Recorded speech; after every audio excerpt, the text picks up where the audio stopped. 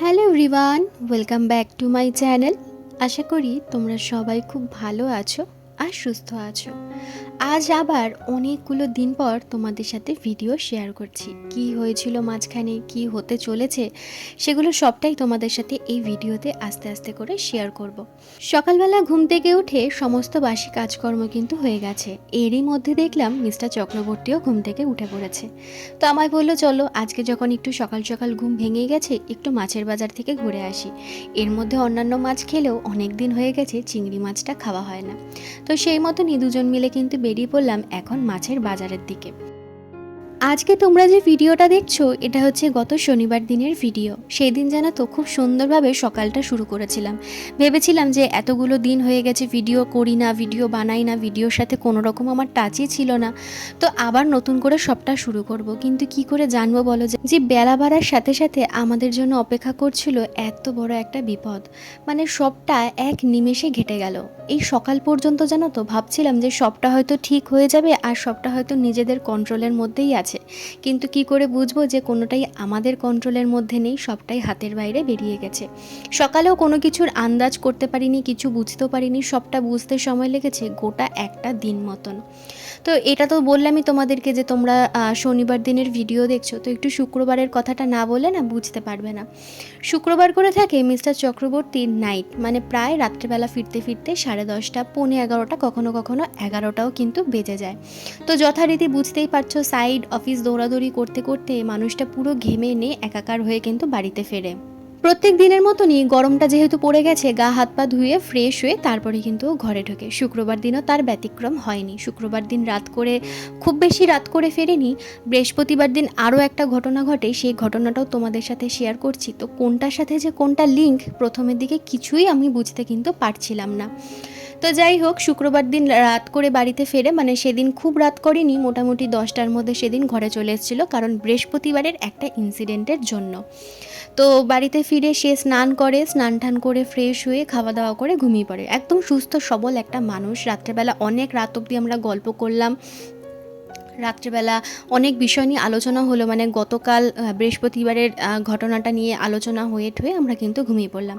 সকালবেলা উঠে বলল, আমার না একটু ঠান্ডা ঠান্ডা লাগছে। তো আমি ভাবলাম কি যে ওর তো এমনি ঠান্ডার ধাঁচ আছে, তো হয়তো বেশ শুক্রবার দিনকে রাত্রেবেলা স্নান করেছে এসে হয়তো সেই কারণের জন্য ঠান্ডা লেগে গেছে, কারণ এটা হামেশাই ওর সাথে হয়ে থাকে। তো আমি ফ্যান অফ করে দিলাম, তারপর বললো গরম জল দিয়ে স্নান করব, গরম জলও করে দিলাম। তো তখন না আমার মনে একটুখানি সন্দেহ হয়েছে, হওয়াতে আমি ওর থার্মোমিটার দিয়ে যখন চেক করলাম তখন দেখলাম প্রায় 101 জ্বর। তো আমি সাথে সাথে ওকে ওষুধ দিলাম আর বললাম যে তোমার যেতে হবে না, আজকে অফিসে ছেড়ে দাও। বললো না, আজকে আর্জেন্ট আছে, আমাকে যেতেই হবে, মিটিং অ্যাটেন্ড করতেই হবে আমাকে। তো আমি বললাম যে ঠিক আছে, তাহলে যখন মিটিং অ্যাটেন্ড করতেই হবে তুমি তাহলে একটুখানি রেস্ট নিয়ে নাও, তারপর যাও। তো কাজ পাগল ছেলে, কোনোভাবেই তাকে ঘরে রাখা গেল না, সে কিন্তু অফিসের দিকে চলেই গেল। প্রথম দিকে জানো তো আমরা কেউই কিন্তু বুঝতে পারিনি যে জ্বরটা কী থেকে এসেছে। আমি একটা জিনিস সন্দেহ করেছিলাম, সেটা তোমাদেরকে বলছি, যে ওই কারণের জন্য হতে পারে, আর নয়তো যে আগের দিন রাত্রেবেলা স্নান করেছে সেই কারণের জন্য কিন্তু জ্বরটা আসতে পারে। তো আর সারাদিন আমার তো সেই দিনটা খুবই টেনশনের মধ্যে ছিল যে শরীর ঠিক আছে নাকি, এতটা জ্বর নিয়ে সে অফিসে চলে গেল। খুব স্বাভাবিকভাবে শরীর ক্লান্ত থাকবে, ইচ্ছে করবে না কাজ করতে। আমি তো বারে বারে সেই দিনটাই শুধু ফোন করছিলাম, কাজ করছি আর মাঝে মধ্যেই একবার করে ফোন করে খবর নিচ্ছিলাম যে শরীরটা ঠিক আছে নাকি। এবার চলে যাই বৃহস্পতিবারের ঘটনাটাতে। প্রথমেই বলি, মিস্টার চক্রবর্তী কিন্তু কোনো রকম প্যারানর্মাল অ্যাক্টিভিটি বা কোনো নেগেটিভিটিতে বিশ্বাসও করেই না। এমনকি আমার শ্বশুরমশাইয়ের সাথে এমন তিনবার ঘটনা ঘটবার পরেও ও কিন্তু এই বিষয়গুলো নিয়ে কোনো রকম, ওর মধ্যে কোনো বিশ্বাস বলো এইসবের কথা শুনলে ও হেসে জাস্ট উড়িয়ে দেয়। আমার সাথেও এমন বিয়ের পরে ঘটনা ঘটেছে যেগুলো শুনে এখনও ও হেসে উড়িয়ে দেয়। মানে ও এরকম একজন মানুষ যে এগুলোতে কোনো রকমভাবেই বিশ্বাস করে না। কিন্তু বৃহস্পতিবার রাত্রেবেলা আমি ওকে দেখেছিলাম প্রচণ্ড ভয়ে, গায়ে কাটা দেওয়ার মতন আর কি অবস্থা হয়ে গেছিলো। প্রচণ্ড লেভেলের আর কি সেদিনকে ভয়টাও পেয়েছিল। তো কি হয়েছিল সেটা আমি একটা ছোট্ট করে বলে দিই। পুরো ডিটেলস আমি বলতে পারছি না, কারণ ভিডিওটা তাহলে অনেক বড় হয়ে যাবে। যতটুকুনি সম্ভব ততটুকুনি বলছি। এখন যে সাইটটায় যাচ্ছে সেই প্রজেক্টের আমি নামটা বলছি না। তো এই সাইটটায় কাজ করছে প্রায় 1.5 বছরের কাছাকাছি কিন্তু হতেই গেল। তো এখানে তো এর আগে কখনোই এরকম কোনো পরিস্থিতিতে ও পড়েনি, বা অন্যান্য কেউ যে পড়েছে সেটাও ও শোনেনি। ওর সাথে যে ইনসিডেন্টটা ঘটেছে সেটা পরের দিন যখন অফিসে গিয়ে ওর কলিগদের বলছে, তখন কিন্তু তারাও বেশ শুনে অবাক যে এতগুলো দিন তারা এখানে কাজ করছে, কোনো রকম কিন্তু এরকম কোনো অ্যাক্টিভিটির তারা কেউ সম্মুখীন হয়নি। প্রথমেই বলি, ও কিন্তু প্রফেশনে একজন ইন্টেরিয়ার ডিজাইনার। ওদের কিন্তু সমস্ত 5 স্টার হোটেলের সাথে কাজকর্ম হয়। তো এখন রিসেন্টলি যে হোটেলটায় ও রয়েছে এবং যেই হোটেলটা থেকেও আর কি ভয় পেয়েছি, এর আগে কিন্তু এরকম কখনোই এটা হয়নি, বা এটা যে আমি বিশ্বাস করতে বলছি এমনটা নয়। ও যেটা দেখেছে, ও যেটা ফিল করেছে, আমি কিন্তু সেটাই তোমাদের সাথে শেয়ার করছি। আমি কিন্তু কাউকেই বলছি না যে এটা পুরোপুরি বিশ্বাস করতে হবে। আমি বিশ্বাস করি এবং ও যেটা দেখেছে ও এখন বিশ্বাস করতে বাধ্য। তো যাই হোক, আমি হোটেলের নাম নিচ্ছি না। হোটেলটা পুরোপুরি 8 তলা, এখনও কমপ্লিট হয়নি। 6 তলা পর্যন্ত কমপ্লিট হয়েছে, বাকি 2 তলা কনস্ট্রাকশনের কাজ চলছে। এবং ওদের ফ্লোরটা হচ্ছে শুধুমাত্র অফিস পারপাসের জন্য নেওয়া হয়েছে, আর বাদবাকি ফ্লোরগুলোতে ওদের কিন্তু কাজ চলছে। তো সেই দিন সন্ধ্যাবেলা, মানে বৃহস্পতিবার সন্ধ্যাবেলা, ও কিন্তু পুরো 4th ফ্লোরটায় একা ছিল। আর বাদবাকি যারা ছিল সবাই ওই 1 তলা 2 তলা 3 তলায়, নয় 5 6 এরকমভাবে কিন্তু ভাগাভাগি করেছিল, কারণ এখন কাজের প্রেশার প্রচণ্ড, আর সাইডে এখন প্রচুর কাজ চলছে। আর ওর সাথে যে ওর যে সিনিয়র থাকে সেও কিন্তু অফিসেই ছিল। তো আর একটা নতুন সাইড ওপেন হওয়ার কারণের জন্য সে কিন্তু অন্য সাইডে চলে যায়। তো হিসাব মতন ও ওই ফ্লোরটায় পুরোটাই একা ছিল। তো অনেকেই চিনে থাকবে পাঞ্চিং মেশিন। অফিসে ঢোকার সময় পাঞ্চ করে ঢুকতে হয় এবং অফিস থেকে বেরোনোর সময় কিন্তু পাঞ্চ করে বেরোতে হয়। এবং সেই মেশিনটার বিশেষত্ব হচ্ছে, আঙ্গুলের ছাপটা দিলে সবুজ কালারের একটা স্ক্রিন থাকে, সেই স্ক্রিনের কিন্তু আঙ্গুলের যে ছাপটা সেটা কিন্তু দেখা যায়। তো যাই হোক, ও সেদিন সন্ধেবেলা মোটামুটি অফিসে আসে। ও নিজেও সাইডে ছিল, অফিসে আসে এবং ওর কিছু জিনিসপত্র ছিল যেগুলো গুছিয়ে অফিস থেকেও বেরোবে বাড়িতে আসার জন্য। তো প্রথমত ওর সেই কাজগুলো কমপ্লিট করে চেয়ারে বসে, এবং বসে ফোনটা জাস্ট একটু স্ক্রল করে। এমন সময় পেছন থেকে শোনে যে পাঞ্চিং মেশিনটা থেকে বলছে, প্লিজ ট্রাই এগেন। কারণ যে আঙ্গুলে ছাপ আর কি দিতে হয়, সেই আঙ্গুলের বদলে যদি কেউ অন্য কোনো আঙ্গুল দেয়, তাহলে মেশিনটা থেকে বলে প্লিজ ট্রাই এগেন। আর যদি একবারে সে আঙ্গুলের ছাপটা মিলে যায়, তো সেখানে বলে হচ্ছে থ্যাংক ইউ। তো ও পেছন ঘুরে তাকায় আর দেখে যে পেছনে কেউ নেই, পুরো ফাঁকা। তো তারপরও আবার ফোনটা ঘাটে, ও ভাবে যে হয়তো ভুল শুনেছে, বা হয়তো মনের ভুল এরকম। যেহেতু প্রথমেই বললাম এগুলো তো একদমই বিশ্বাস করে না, আমি হলে প্রথমেই ভয় পেয়ে যেতাম। তো ফের আবার কিছুক্ষণ পর শোনে, মানে ওই 2-3 মিনিট ছেড়ে শোনে যে আবার ওরকম বলছে যে প্লিজ ট্রাই এগেন। তো এই সময় ও ভাবে যে না, দুবার তো আমি ভুল শুনতে পারি না। ও সামনে এগিয়ে যায়, এবং যখন সামনে এগিয়ে যায়, এগিয়ে গিয়ে দেখে যে কন্টিনিউ কারোর একটা আঙ্গুলের ছাপ কন্টিনিউ পড়ছে আর উঠছে। মানে কেউ আঙ্গুলের ছাপটা দিচ্ছে আর তুলছে, দিচ্ছে আর তুলছে, আর তার সেটা দেখা যাচ্ছে ওই সবুজ স্ক্রিনটায় যে আঙ্গুলের ফিঙ্গারটা, মানে ফিঙ্গারের যে প্রিন্টটা সেটা পড়ছে আর উঠছে। আর মেশিনটা থেকে কন্টিনিউ বলছে please try again, please try again, please try again. এবার ও নিজের চোখের সামনে দাঁড়িয়ে দেখছে যে আঙ্গুলের ছাপটা পড়ছে আর উঠছে, পড়ছে আর উঠছে। ও 7-8 বার ও দাঁড়িয়ে দেখেছে। দেখার পরে ও রীতিমতন ভয় পেয়ে যায় এবং দৌড়ে ওপরে চলে যায়। এতটা অবধি শুনে হয়তো মনে হতে পারে যে মেশিনটা খারাপ হয়ে গেছে, সেটা একদমই কিন্তু হয়নি। তো ওপরে যায় এবং কয়েক সেকেন্ডের মধ্যেও আমাকে বললো, খুব বড় জোর, ওই 25-30 সেকেন্ড হবে। আমি দৌড়ে পড়ে গেছি, দৌড়ে নিচে এসেছি কাউকে একটা নিয়ে সাথে করে, ওদেরই অফিস কলিগ। এবং এসে দেখে যে পাঞ্চিং মেশিনটা কিন্তু বন্ধ হয়ে গেছে, বন্ধ পুরোপুরিভাবে। তো তখন তাকে বলা হলো সব ঘটনাটা, যে কি হয়েছে। মেশিনটা চালানো হলো, দেখা হলো একদম পুরো ওকে মেশিন। 15 মিনিট হোল্ড করে গেল ওরা, যে আবার মেশিন যদি খারাপ হয়ে যায় তাহলে আবার সেটা হবে, রিপিট হবে।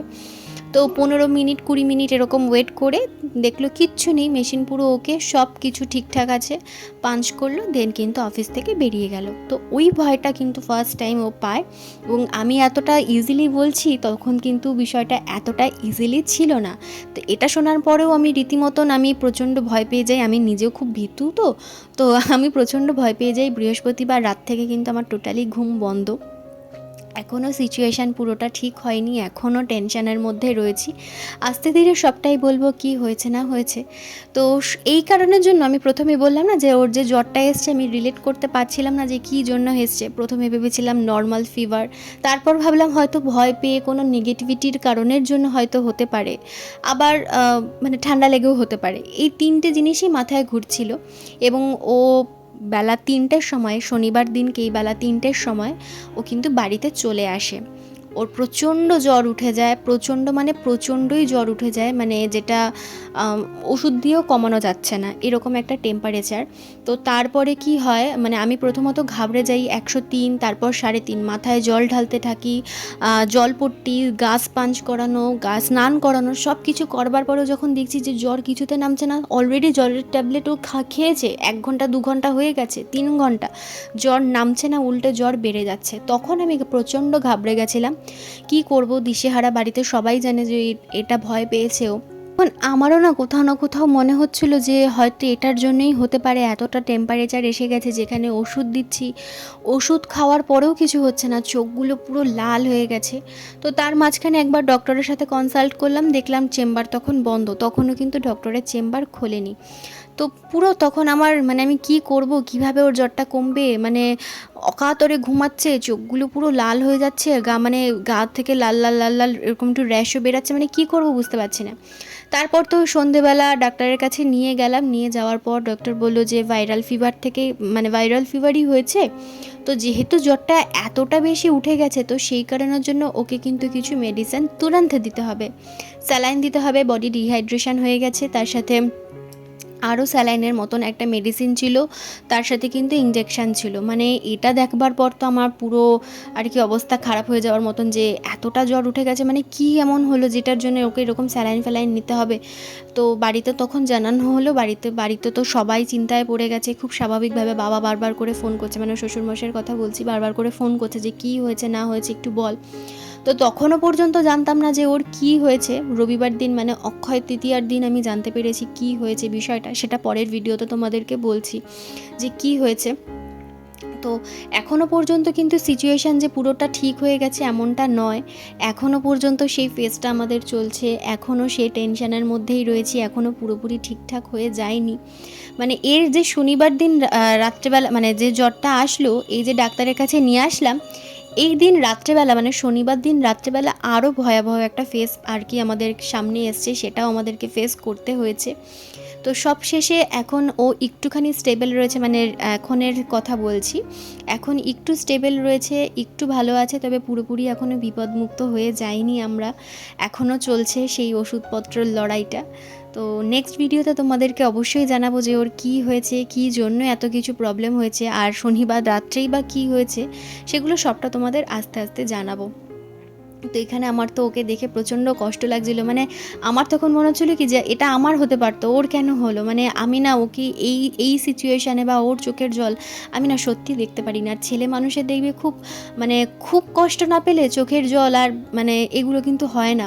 তো সেই জায়গায় দাঁড়িয়ে ওর চোখের জলও আমি সহ্য করতে পারি না, আর ওকে এরমভাবে শুয়ে থাকতে দেখে আমার তো তখন মনে হচ্ছিলো আমি জাস্ট মানে কান্নায় আমি হয়তো ভেঙে পড়বো, কিন্তু শুধু নিজেকে কন্ট্রোল করে রেখেছিলাম যে ওর সামনে আমাকে ভেঙে গেলে হবে না, তাহলে ও আরও বেশি ঘাবড়ে যাবে, কারণ ওর এইসব বিষয়ে ওর কোনো সেন্স নেই। মানে জ্বরের ওষুধ কতক্ষণ পর পর খেতে হবে সেটাও কিন্তু ও জানে না, কারণ ছোটোবেলা থেকে এগুলো কিছুই ও ফেস করেনি। এর আগেও ওর অপারেশনের সময় আমি বলেছিলাম এগুলো কিছুই ও ফেস করেনি।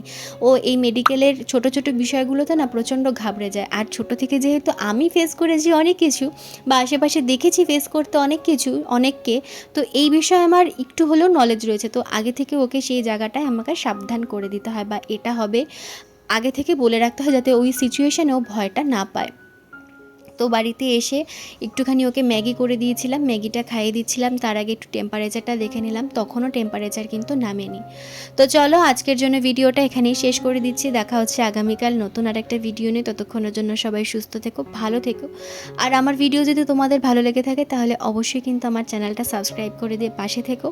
আর আগামীকালের ভিডিওতে তোমাদেরকে জানাবো যে কী হয়েছে, আর এতগুলো দিন আমি কেন ভিডিও দিতে পারিনি। দেখো, সব কথা যদি একদিনে বলতে যাই তাহলে ভিডিও হয়ে যাবে অনেকটা বড়, তো সেই কারণের জন্যই আমি বললাম যে তোমাদের সাথে নেক্সট ভিডিওতে আমি অবশ্যই শেয়ার করব। তো চলো আজকের জন্য এখানে শেষ করলাম, টাটা।